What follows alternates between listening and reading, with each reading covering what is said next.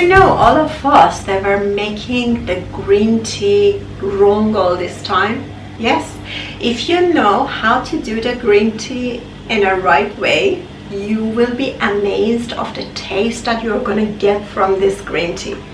After what I'm going to share with you, if you do as I say, this taste of green tea from here is going to be top of the world for you, and it's going to be so delicious that it's going to be the most delicious tea ever you have tried.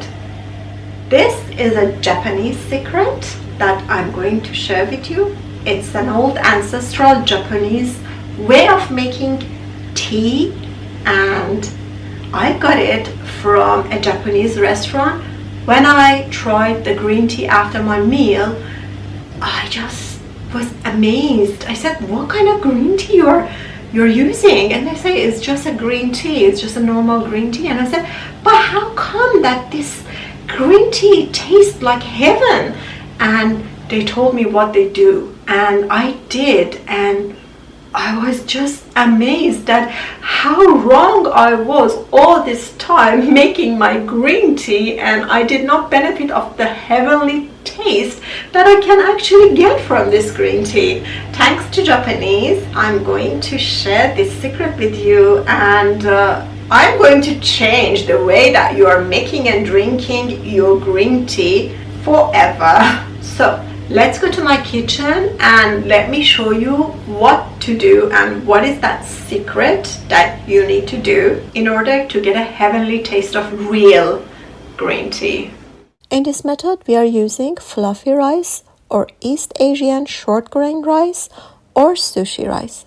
Please note, this method does not work with basmati rice or any other type of rice. And also you need your green tea leaves. First, place a small pan over the medium heat and let it completely heat up. For the measurements of rice and the amount of green tea, either you can use equal amount of rice and equal amount of green tea. For example, 10 grams of rice and 10 grams of green tea.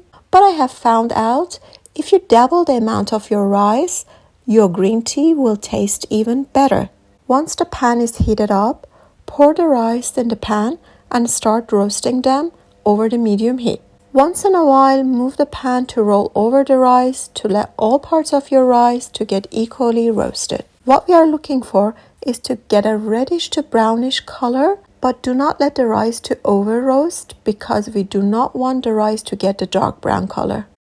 After roasting is done, pour the rice in a bowl and set it aside and let it cool down. Then add the rice to your green tea leaves and mix, and it's ready to brew. Simply pour your desired amount of rice and tea mix in the pot and let it brew for 5 minutes. And your ultimate real green tea is ready.